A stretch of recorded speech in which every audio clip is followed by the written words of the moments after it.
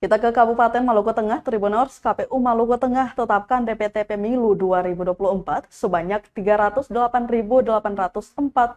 jiwa.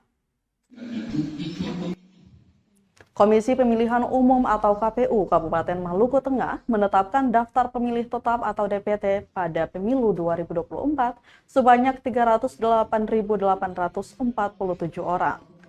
DPT tersebut menurun jika dibandingkan dengan daftar pemilih sementara atau DPS pemilu sebanyak 309.189 jiwa.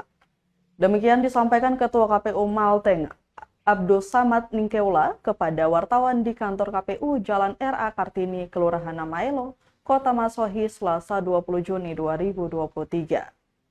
Dijelaskan dari 308.847 jiwa tersebut, terdiri dari 151.382 laki-laki dan 157.456 pemilih perempuan yang tersebar di 18 kecamatan. Jumlah DPT tersebut mengalami penurunan jika dibandingkan dengan DPS per Mei 2023 yang saat itu masih ada di angka 309.189 jiwa.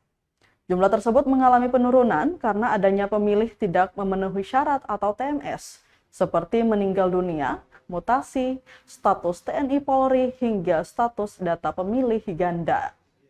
Rekapitulasi perubahan pemilih di DPS hingga DPT Pemilu 2024 juga masih menemukan adanya pemilih potensial yang belum memiliki KTP elektrik, yang totalnya kurang lebih 15.000 jiwa.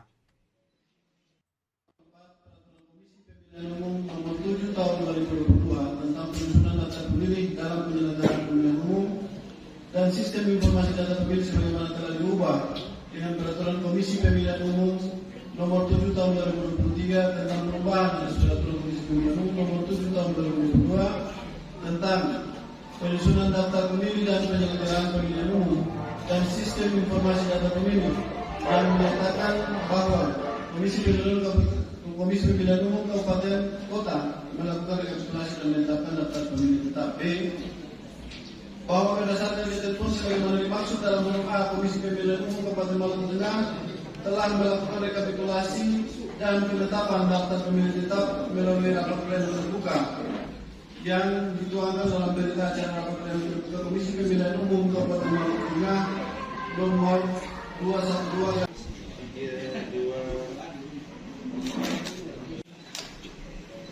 Terima kasih sudah nonton. Jangan lupa like, subscribe, dan share ya.